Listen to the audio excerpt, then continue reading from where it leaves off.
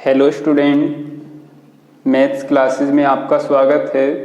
तो आज हम इस वीडियो में एक्सरसाइज 3.3 को करने से पहले कुछ रैखिक समीकरण युग्म को हल करने की बीजगणितीय विधि के बारे में जानेंगे। सबसे पहले तो इसमें सबसे पहले हमारी जो एक विधि होती है प्रतिस्थापन विधि,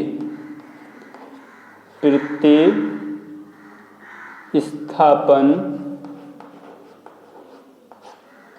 विधि, इंग्लिश में इसको बोलते हैं सब्स्टिट्यूशन मेथड। दूसरी होती है विलोपन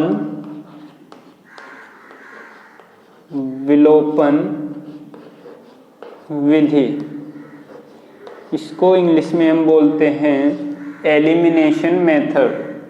और तीसरी एक विधि होती है जिसको हम बोलते हैं वज्र गुणन विधि, इंग्लिश में इसको हम बोलते हैं क्रॉस मल्टीप्लिकेशन मेथड। तो हम इसमें सबसे पहले आज हम इस वीडियो में इसमें कंप्लीट करेंगे अपनी प्रतिस्थापन विधि, सब्स्टिट्यूशन मेथड। तो इसको समझते हैं, देखो ध्यान से इसको समझेंगे तो कैसे करते हैं। देखो प्रतिस्थापन विधि में हम क्वेश्चन को सोल्व एक उदाहरण से समझते हैं। उदाहरण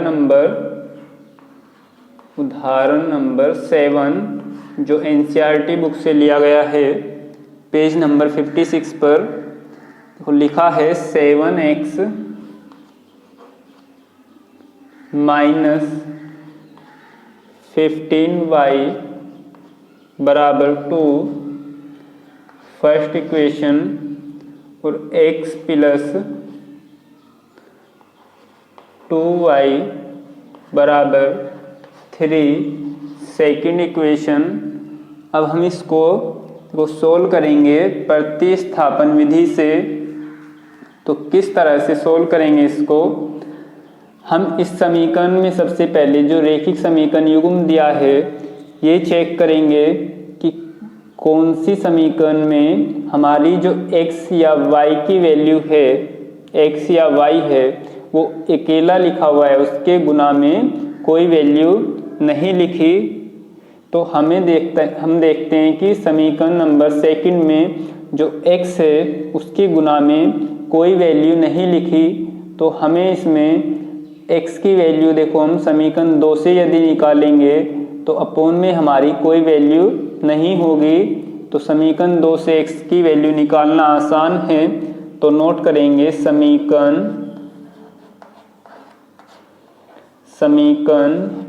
2 से x का मान, तो x की वैल्यू निकालेंगे हम समीकरण 2 से। तो देखो x प्लस 2y को इधर लेके आएंगे 3 की साइड में, तो 3 माइनस साइन इसका चेंज होगा तो 3 माइनस 2y, इसको हम समीकरण नंबर 3 नोट करेंगे। अब हम देखो प्रतिस्थापन का मतलब है कि हमने x या y की वैल्यू किसी एक समीकरण से निकालकर दूसरी समीकरण में उसको प्रतिस्थापित करना है। मतलब जैसे हमने x की वैल्यू समीकरण 2 से निकाली तो हम इस x की वैल्यू को समीकरण 1 में रखेंगे, और यदि हम समीकरण 1 से x या y की वैल्यू निकालते तो समीकरण 2 में उस वैल्यू को रखते। तो हम इसमें नोट करेंगे कि समीकरण 1 में x का मान रखने पर, तो रखते हैं समीकरण 1 में, तो 7, देखो x की जगह ब्रैकेट नोट करेंगे और उसमें x की वैल्यू लिखेंगे 3 माइनस 2y और माइनस 15y और बराबर 2। तो हमने क्या किया, समीकरण 1 में जो हमने x की वैल्यू निकाली थी समीकरण 3 बनाया था जिसे, उस x की जगह प्रतिस्थापित किया और इसमें ब्रैकेट का यूज़ करना बहुत ज़रूरी है।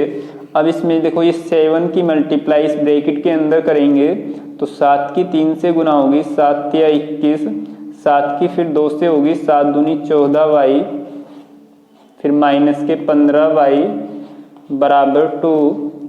अब हम इसमें देखो 21 को ऐसे ही नोट कर लेंगे और 14 माइनस के हैं और माइनस के 15, तो दोनों ऐड होकर कितनी वैल्यू होगी, 14 और 15 29 29 y बराबर 2।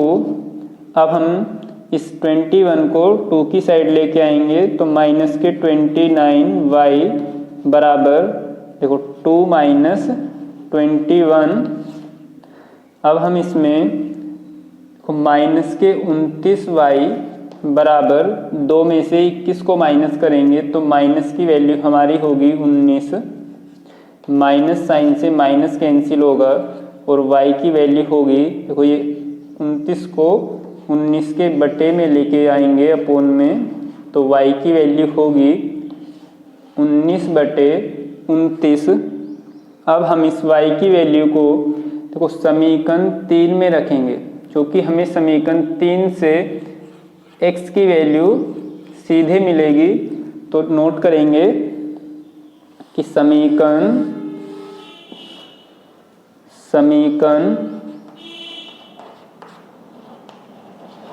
3 में y का मान रखने पर तो x बराबर 3 माइनस 2 इंटू वाई की वैल्यू 19 बटे 29 बराबर देखो 29 की जब हम एलसीएम लेंगे तो मल्टीप्लाई 3 से होगी, तो 29 की 3 से मल्टीप्लाई करेंगे तो कितना होगी वैल्यू देखो 20 या 60 और 9 या 27, 27 और 60 ऐड करेंगे तो 87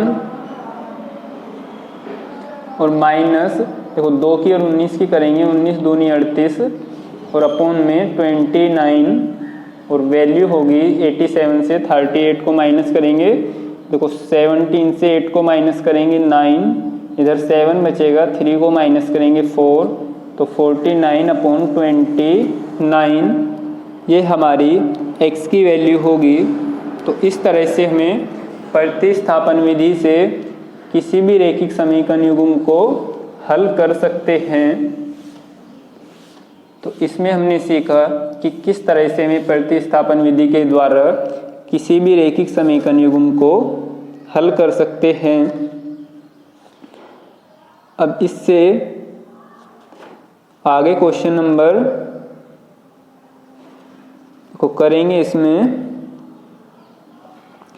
प्रश्नावली 3.3 नोट करेंगे। प्रश्नावली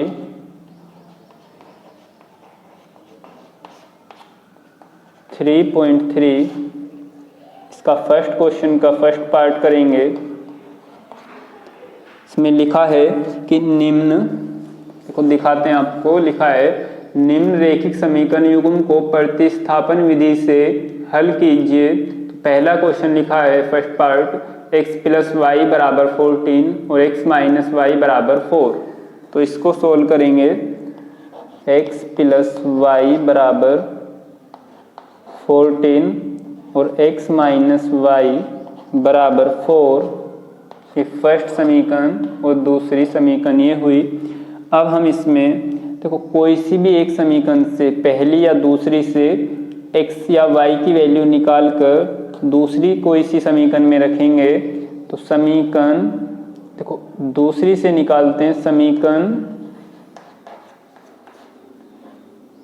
2 से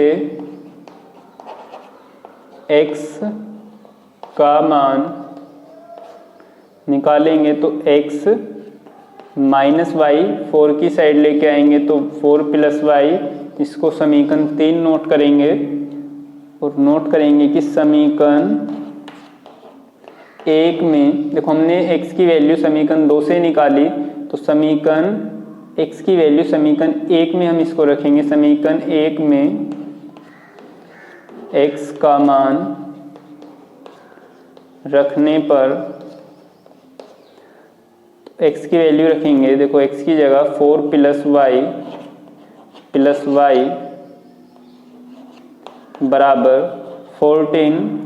अब इसमें देखो y और y को ऐड करेंगे तो 2y और इस 4 को इधर लेके आएंगे, 14 से माइनस करेंगे तब वैल्यू होगी 2y बराबर 10 और y बराबर, देखो इस 2 से 10 को डिवाइड करेंगे तो y बराबर 5। अब इस y की वैल्यू को हम समीकरण 3 में रखेंगे और x की वैल्यू को भी फाइंड करेंगे। तो नोट करेंगे y का मान समीकरण 3 में रखने पर तो रखेंगे x बराबर 4 प्लस 5, तब x की वैल्यू होगी 4 और 5 को ऐड करेंगे 9। तो इस तरह से हमने इस क्वेश्चन को भी प्रतिस्थापन विधि के द्वारा हल किया। को अब हमें ये जांच करनी है कि x का मान और y का मान हमारा सही है, तो हम इसे कोई सी एक इक्वेशन में रख के वेरीफाई कर सकते हैं। x की वैल्यू देखो 9 हम इक्वेशन फर्स्ट में रखेंगे और y की वैल्यू 5 y की जगह रखेंगे तो 9 और 5 दोनों को ऐड करेंगे तो कितना होगा 14 और 9 माइनस 5 करेंगे तो वैल्यू कितनी होगी 4। तो हमारी दोनों ही इक्वेशन इससे वेरीफाई हो रही हैं। अब क्वेश्चन नंबर फर्स्ट का सेकंड पार्ट करेंगे इसी विधि के द्वारा। सेकंड पार्ट इसमें लिखा है s माइनस टी बराबर 3 और s upon 3 plus T upon 2 बराबर 6। तो देखो इसमें हमें सोल्व करने से पहले क्या करेंगे, समीकरण 2 जो लिखी है इसमें 3 और 2 का एलसीएम लेंगे। तो 3 और 2 का जो एलसीएम होगा दोनों की मल्टीप्लाई होगी, 6 एलसीएम होगा तो इसमें हम 2 की मल्टीप्लाई करेंगे और t में 3 की मल्टीप्लाई और अपॉन 6 इक्वल 6। तो वैल्यू होगी 2s प्लस 3t बराबर 6 की 6 से करेंगे 36 और इसको नोट करेंगे इक्वेशन नंबर 2। तो फर्स्ट और सेकंड इक्वेशन में हम देखो सोल्व करेंगे इन्हें। तो अब की बार पहली समीकरण से s की वैल्यू निकालना आसान होगा तो नोट करेंगे समीकरण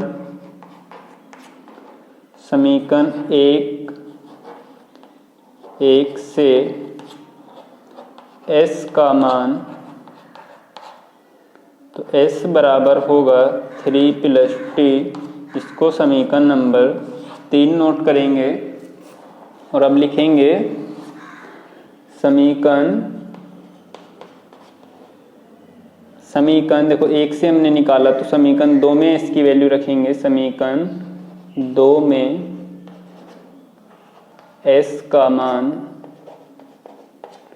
रखने पर तो रखेंगे इसे 2 इंटू एस की वैल्यू 3 प्लस टी। ब्रैकेट का यूज़ करेंगे जब भी हमें s की गुना में कोई वैल्यू होगी तो 3 प्लस टी प्लस 3t बराबर 36। अब 2 की अंदर मल्टीप्लाई करेंगे तो 2 3 जा 6 प्लस 2t प्लस 3t बराबर 36। अब देखो 2t और 3t को ऐड करेंगे तो 5t और 36 से 6 को माइनस करेंगे तो 5t बराबर 30 और t बराबर 30 को जब हम 5 से भाग करेंगे तो वैल्यू होगी 6। अब इस t की वैल्यू को समीकरण 3 में रखकर s की वैल्यू निकालेंगे।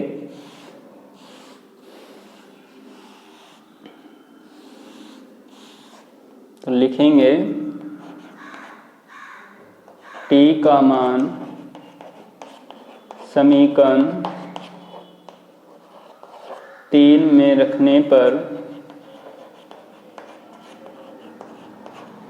तो s बराबर 3 प्लस टी की वैल्यू 6 और s बराबर 3 प्लस 6 बराबर होगा 9। तो इस तरह से हमने इसके सेकंड पार्ट को भी सोल्व किया। अब इसका थर्ड पार्ट सोल्व करते हैं इक्वेशन का। देखो क्वेश्चन नंबर फर्स्ट का थर्ड पार्ट, इसमें लिखा है 3x माइनस वाई बराबर 3 फर्स्ट इक्वेशन और 9x माइनस 3y बराबर 9 सेकंड इक्वेशन। तो हम इसमें देखते हैं कि जो सेकंड इक्वेशन है इसको हम 3 से भाग कर सकते हैं। तो नोट करेंगे समीकरण 2 को 3 से भाग करने पर तो वैल्यू होगी 3 3 जा 9, 3x माइनस वाई बराबर 3 3 जा 9। तो देखो अब हम क्या देखते हैं कि जो हमारी इक्वेशन नंबर फर्स्ट थी 3x माइनस वाई बराबर 3 और हमने जब इसे इक्वेशन 2 को 3 से भाग किया तो वैल्यू हमारी 3x माइनस वाई बराबर 3 जो कि इक्वेशन नंबर फर्स्ट के ही इक्वल आई हमारी वैल्यू। तो हम इसमें क्या देखते हैं कि हमारी जो इक्वेशन फर्स्ट और सेकंड हैं वे कैसी हैं, एक दूसरे के समपाती हैं, एक दूसरे के समपाती। तो इस स्थिति में हमारी जो x की वैल्यू होंगी वे अपरिमित रूप से इसके अनेक हल होंगे। तो हम इस कंडीशन में x और y की वैल्यू फाइंड नहीं करेंगे, लिख देंगे कि समीकरण युग्म के अपरिमित रूप से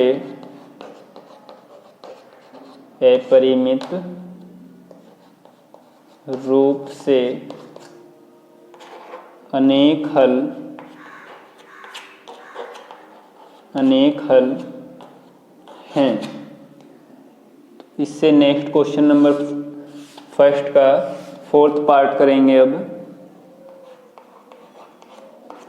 तो फोर्थ पार्ट में लिखा है 0.2x प्लस 0.3y बराबर 1.3, 0.4x प्लस 0.5y बराबर 2.3 से फर्स्ट और ये सेकंड इक्वेशन। अब हम इसमें तो क्या करेंगे, सबसे पहले जो ये हमारा पॉइंट लगा है इस पॉइंट के ही प्रॉब्लम को सोल्व करते हैं सबसे पहले। तो पहली और दूसरी समीकरण में हम क्या करेंगे कि 10 से मल्टीप्लाई करेंगे फर्स्ट और सेकंड दोनों इक्वेशन में। तो इक्वेशन होगी हमारी, तो यहाँ पे पहले नोट कर लेंगे कि समीकरण 1 व 2 को 10 से गुना करने पर तो ये होगी 2x प्लस, देखो ये दशमलव हटेगा यहाँ से, प्लस 3y बराबर 13 और 4x प्लस 5y बराबर 23। अब हम इसे फर्स्ट और सेकंड इक्वेशन नोट करेंगे। अब हम इसमें देखो फर्स्ट इक्वेशन से x की वैल्यू फाइंड करेंगे। तो नोट करेंगे समीकरण 1 से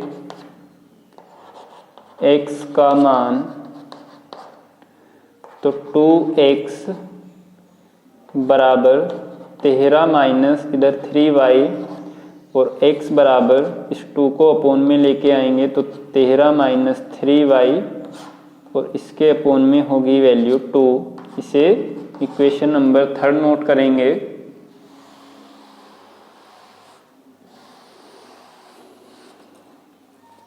अब हम इस x की वैल्यू को इक्वेशन नंबर, देखो फर्स्ट थी हमारी इक्वेशन 2x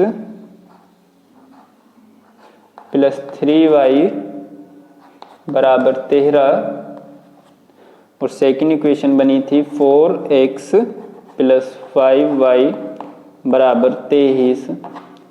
तो इक्वेशन नंबर सेकंड में इस वैल्यू को रखेंगे, क्योंकि हमने इस वैल्यू को इक्वेशन नंबर फर्स्ट से फाइंड किया। तो लिखेंगे समीकरण 2 में x का मान रखने पर, तो रखेंगे 4 इंटू ब्रैकेट का यूज करेंगे 13 minus 3y upon 2 plus 5y बराबर 23।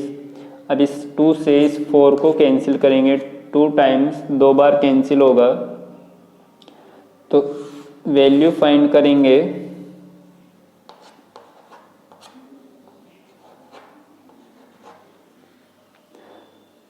तो ये कैंसिल हुआ। अब इस 2 के अंदर मल्टीप्लाई करेंगे, 13 दूनी 26 माइनस 2 की 3 से करेंगे, 2 तिया 6y प्लस 5y बराबर 23। अब हम इसमें देखो माइनस 6y प्लस 5y, तो माइनस y बचेगा, और इस 26 को 23 से माइनस करेंगे तो वैल्यू होगी माइनस y बराबर, और माइनस के इधर कितने बचेंगे 3, माइनस से माइनस कैंसिल, और y की वैल्यू कितनी होगी 3 के इक्वल होगी। अब इस y की वैल्यू को समीकरण 3 में हम रखेंगे, प्रतिस्थापित करेंगे, तो लिखेंगे y का मान समीकरण 3 में रखने पर या प्रतिस्थापित करने पर x बराबर 13 माइनस 3 इंटू वाई की वैल्यू 3 और अपॉन में होगा 2, तो वैल्यू होगी 13 माइनस 3 की 3 से करेंगे 9 बटे 2, 13 में से 9 माइनस करेंगे 4 बटे 2, 4 को 2 से भाग करेंगे 2, तो x की वैल्यू कितनी होगी हमारी, x की वैल्यू होगी 2। तो हमारा ये क्वेश्चन नंबर फर्स्ट का 4th पार्ट भी कंप्लीट हुआ। इसके बाद देखते हैं क्वेश्चन नंबर 1 का 5th पार्ट। इसमें लिखा है root 2x plus root 3y बराबर 0, root 3x minus root 8y बराबर 0। तो इसको सोल्व करेंगे। Under root 2x plus under root 3y बराबर 0, under root 3x minus under root 8y बराबर 0। इक्वेशन फर्स्ट और सेकंड। अब हम इसमें देखो इक्वेशन फर्स्ट या सेकंड से x की वैल्यू फाइंड करते हैं। पहले समीकरण 2 से x का मान, तो वैल्यू होगी रूट 3x बराबर अंडर रूट 8y और x की वैल्यू होगी तो under root 8 upon under root 3 into y. इसको क्वेश्चन नंबर 3 नोट करेंगे। अब इस x की वैल्यू को, x का मान